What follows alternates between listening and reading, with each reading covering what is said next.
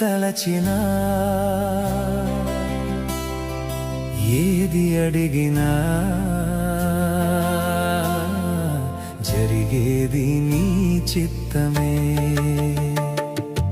ఎన్ని తలచినా ఏది అడిగినా జరిగేది నీ చిత్తమే ప్రభువా.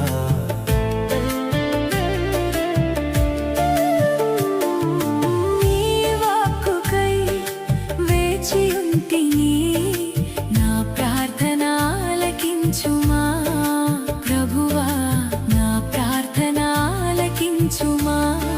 ఎన్ని తలచినా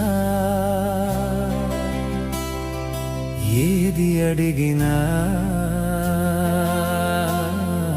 జరిగేది నీ చిత్తమే.